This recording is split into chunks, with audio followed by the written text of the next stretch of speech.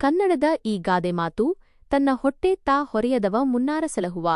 ಇದರ ಸಂಪೂರ್ಣ ವಿಸ್ತರಣೆ ಮತ್ತು ಅರ್ಥ ಇಲ್ಲಿದೆ. ಗಾದೆ ಮಾತು ತನ್ನ ಹೊಟ್ಟೆ ತಾ ಹೊರೆಯದವ ಮುನ್ನಾರ ಸಲಹುವ. ನೇರ ಅರ್ಥ ಲಿಟ್ರಲ್ ಮೀನಿಂಗ್.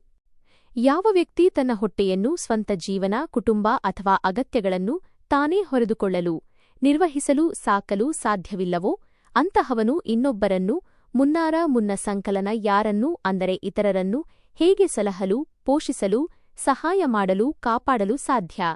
ಗೂಢಾರ್ಥ ಮತ್ತು ವಿಸ್ತರಣೆ ಇಂಪ್ಲಾಯ್ಡ್ ಮೀನಿಂಗ್ ಆ್ಯಂಡ್ ಎಲಾಬೊರೇಷನ್.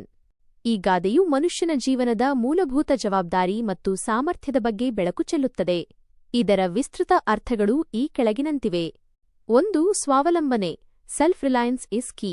ಒಬ್ಬ ವ್ಯಕ್ತಿ ಮೊದಲು ತನ್ನ ಮೂಲಭೂತ ಅಗತ್ಯಗಳಿಗಾಗಿ ಊಟ, ವಸತಿ, ಬಟ್ಟೆ ಇತ್ಯಾದಿ ಇನ್ನೊಬ್ಬರ ಮೇಲೆ ಅವಲಂಬಿತನಾಗಿರಬಾರದು.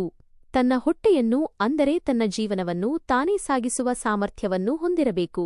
ಯಾರು ತಮ್ಮದೇ ಜವಾಬ್ದಾರಿಯನ್ನು ನಿರ್ವಹಿಸಲು ವಿಫಲರಾಗುತ್ತಾರೆಯೋ ಅವರು ಬೇರೆಯವರಿಗೆ ಸಹಾಯ ಮಾಡುವ ಮಾತನ್ನು ಆಡುವುದು ಅಥವಾ ಆ ಜವಾಬ್ದಾರಿಯನ್ನು ಹೊರಲು ಪ್ರಯತ್ನಿಸುವುದು ಅಸಮಂಜಸ ಮತ್ತು ಪ್ರಾಯೋಗಿಕವಲ್ಲದ ವಿಚಾರ. 2. ಸಾಮರ್ಥ್ಯ ಮತ್ತು ಅರ್ಹತೆ ಕಾಂಪಿಟೆನ್ಸ್ ಆ್ಯಂಡ್ ಎಲಿಜಿಬಿಲಿಟಿ.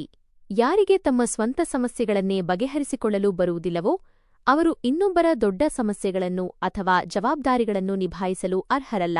ಇದು ಹಣಕಾಸಿನ ವಿಚಾರದಲ್ಲಿ ಮಾತ್ರವಲ್ಲದೆ ಜ್ಞಾನ, ನೈತಿಕತೆ, ಸಮಯಪ್ರಜ್ಞೆ ಮತ್ತು ನಾಯಕತ್ವದ ವಿಷಯಗಳಿಗೂ ಅನ್ವಯಿಸುತ್ತದೆ. ಮೊದಲು ತನ್ನನ್ನು ತಾನು ಸುಧಾರಿಸಿಕೊಳ್ಳದವನು ಮತ್ತೊಬ್ಬರನ್ನು ಸುಧಾರಿಸಲು ಸಾಧ್ಯವಿಲ್ಲ. 3.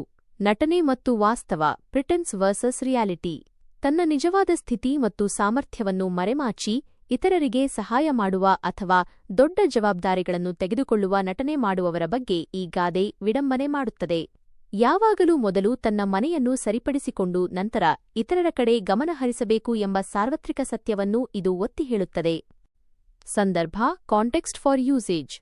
ಈ ಗಾದೆ ಮಾತನ್ನು ಸಾಮಾನ್ಯವಾಗಿ ಈ ಕೆಳಗಿನ ಸಂದರ್ಭಗಳಲ್ಲಿ ಬಳಸಲಾಗುತ್ತದೆ. ಯಾರಾದರೂ ತನ್ನದೇ ಸಮಸ್ಯೆಗಳನ್ನು ನಿರ್ವಹಿಸಲಾಗದೆ ಮತ್ತೊಬ್ಬರಿಗೆ ಬುದ್ಧಿವಾದ ಹೇಳಲು ಅಥವಾ ಸಹಾಯ ಮಾಡಲು ಹೋದಾಗ. ಉದಾ. ತಾನೇ ಸಮಯಕ್ಕೆ ಕೆಲಸ ಮಾಡದವನು ಇನ್ನೊಬ್ಬರಿಗೆ ಸಮಯದ ಬಗ್ಗೆ ಪಾಠ ಹೇಳುವುದು. ಒಬ್ಬ ನಾಯಕ ಅಥವಾ ಜವಾಬ್ದಾರಿಯುತ ಸ್ಥಾನದಲ್ಲಿರುವ ವ್ಯಕ್ತಿ ಮೊದಲು ತನ್ನ ಸ್ವಂತ ಕಾರ್ಯಕ್ಷೇತ್ರವನ್ನು ಅಥವಾ ಕುಟುಂಬವನ್ನು ನಿರ್ಲಕ್ಷಿಸಿ ದೊಡ್ಡ ಯೋಜನೆಗಳನ್ನು ಕೈಗೆತ್ತಿಕೊಳ್ಳಲು ಹೊರಟಾಗ.